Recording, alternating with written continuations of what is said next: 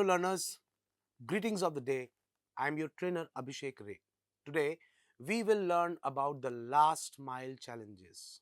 But before that, it is very important to know what is last mile delivery. Last mile delivery is the final movement of goods from the distribution point to the customer location. It is most visible. This is where the visibility increases. Why? Because it typically happens in crowded areas in the cities. Just for an example, you might have seen Amazon deliveries. You'll see that's visible not only from the customer point of view, but even in the road. If you are moving, you may see a lot of small vehicles or two-wheeler Amazon delivery boys who are traveling, and that is where visibility is very, very high. It is also the most expensive per unit part of the entire ecosystem of product delivery.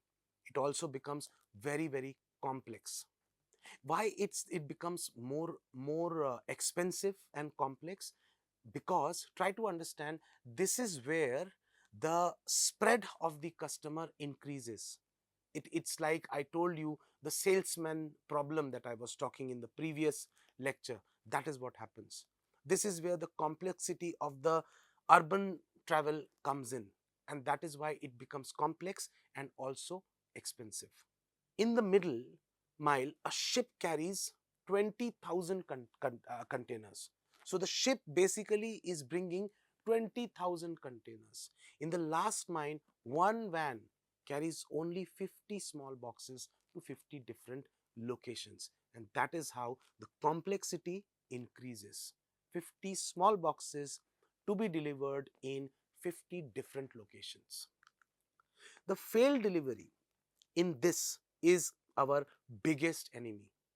If a driver or a delivery goes to a house and the customer isn't at home, that delivery has just cost you or the company double in fuel and time. You had spent fuel and time to take it to the customer. You are again spending the fuel and time to bring it back. You will again spend fuel and time to retry and redeliver.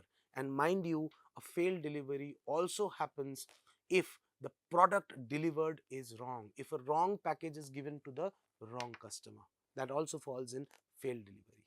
And that is why we see the rise of PUDO points, PUDO points, PUDO points, pick up and drop off locations and smart lockers.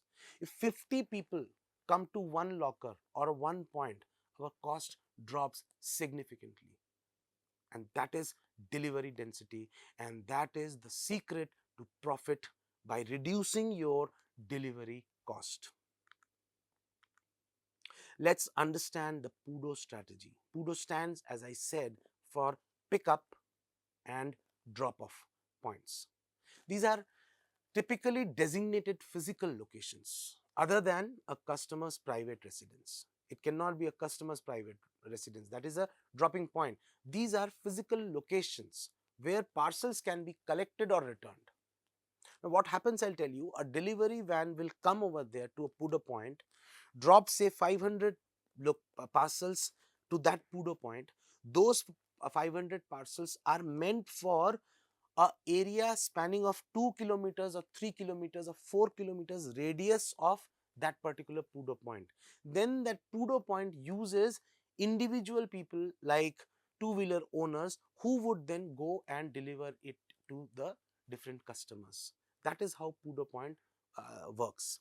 In the logistic industry, PUDO is considered one of the most effective solutions to the last mile challenge, which is the most expensive and inefficient part of the delivery journey. Yes, most expensive, I had told. This is also most inefficient, and that is where the PUDO strategy becomes very, very critical. How PUDO points work? Instead of a courier driving to 50 individual homes where customers might not be present, plus the homes are scattered, they deliver 50 packages to a single secure PUDO location. The customers then receive a notification, usually a QR code or a pin or an update on their app, that the material has arrived, and either in some places they can collect the item at their own convenience, that is one, or else, which is very prevalent in India at least, what happens is that now from that PUDO point, next day or that but same day, two-wheelers will go and deliver it to the customer. Common types of PUDO locations: smart lockers, automated self-service kiosks, often placed in high traffic areas like malls, gas stations, or apartment lobbies. Then comes retail partners, counters, local businesses like corner shops, pharmacies, or dry cleaners that partner with logistic companies to handle parcels behind the counter.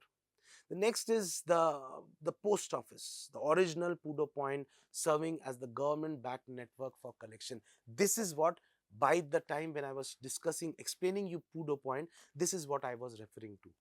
As a point where all the shipments are dropped, and then from there they will send it out to individual customers, or also an option to the customer to come and pick it up. Why PUDO has become a game changer in logistics? From a management perspective, PUDO points solve three major operational headaches. One, the delivery density, cost control.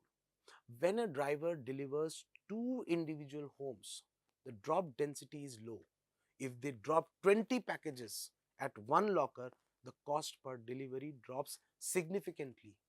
And again, if a individual two-wheeler owner picks up 5 such packages and drops it in the next 1 hour to 5 customers, that again also controls the cost and increases the delivery density significantly. Also simplifies the complexities of the last mile delivery point. Next is, it eliminates failed deliveries. A failed delivery, as we discussed, occur when the customer is not at home. This forces a re-delivery attempt the next day, which essentially doubles the cost of that shipment. Since PUDO points are always near home, the success rate is nearly 100% on the first go. Why? Because a QR code or a PIN has been generated and the customer has been informed that your product has arrived and it is probably going to be out for delivery in the next 1 hour or 2 hours. So the interaction, the communication with the end customer is also there, and this again re strengthens the point that I was talking in the beginning, was visibility. See how the customer interaction has happened. The customers now, this when the ship was carrying 20,000 containers, it was not visible to anyone because it was traveling somewhere far in the sea. But now the customer is seeing, customer is a part of that delivery process, so the visibility is also increasing. The third the third benefit, or the third headache that has been removed by PUDO, is streamlining reverse logistics. Reverse logistics is very simple. This is what the returns are all about. Here, with this, the PUDO points, returns are much easier. Instead of scheduling a courier to visit a customer's house, which requires the customer to wait at home, the customer simply drops the package at a PUDO point. The courier then picks up multiple returns at one go from a single location, thereby again reducing the cost and increasing the pickup density. The customer benefits out of home delivery. While it may seem less convenient to go to a locker than to have it delivered at door, many customers prefer PUDO because security. It prevents porch piracy, theft of packages left at the door. It also gives a lot of flexibility. They don't need to wait. They can pick up the package on the way from home to from while they're coming from work, rather than being trapped at home waiting for a driver. Privacy is also very, very important. Keeps the delivery location private. Many times you have no control over the small delivery boys who are coming. You don't know what is their background. When they come to your location, they see the house, then come to know about a certain person. So that is where the privacy is also maintained. Now let's see the urban logistic challenges. Cities create problems like traffic congestions. It is very common in almost all the cities across the world now. traffic congestion, parking issues. If a travel vehicle of a mid size is also getting into a city, when it will have to deliver the packages to multiple locations, it will have to find a proper parking, or else it will be it may be come under the jurisdiction action of the traffic police. Then delivery time restrictions. Many cities, many places have a restriction of timing, that you can only deliver material from packages from this time to this time. Narrow roads, you know, most of the dense and congested and extremely developed cities have a major part of the city where the roads are very narrow. It is very difficult to get a vehicle inside there to do deliveries, and one failed delivery can cost fuel, time, and customer trust. So these are basically the urban logistics challenges. A failed delivery can happen due to many reasons beyond a company's control. As I said, as we discussed, customer is not available. It is not in your control. A wrong address, it is not in the control of, maybe a typo error or whatever. Payment issues, if the payment is failed, each failure causes a reattempt, which comes with a cost. Each failure causes a customer dissatisfaction, which according to me is the biggest impact for a company, for a brand. Reverse movement is again a cost. Companies work very hard to avoid first attempt failure. Now let's understand crowdsourced delivery. This is something briefly I discussed also, which is basically what most online companies do.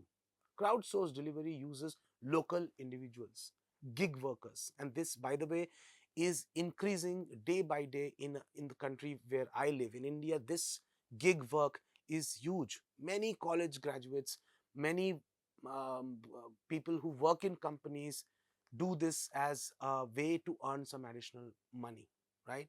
They use shared vehicles. This improves speed, flexibility, coverage. This is where the narrow lanes and all those issues are taken care. But it requires a strong control, a technology support team, and of course, a trust mechanism, because this is where you are using crowd. Finally, we talk about the customer. In logistics, our product is our performance. The metric you must memorize is OTIF, OTIF, and it stands for on time in full. If you deliver 99 items out of 100, you failed in the full part. If you deliver all 100 but you are an hour late or a day late, you failed the on time part. The customer today is very demanding. A customer requires a good product at a good price and a very nice delivery experience. A customer demands on time delivery, and customer demands full delivery, and that is what OTIF is all about.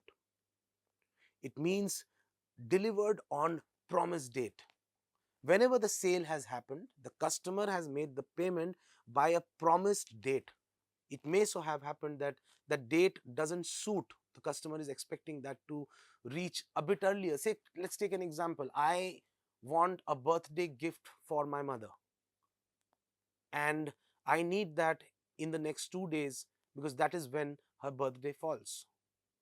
If you deliver it to me after 2 days, you have made my experience very bad. So delivery on promised date is very important. Delivered with full quantity. Late delivery or partial delivery is a OTIF failure. OTIF directly affects, as I said, customer satisfaction.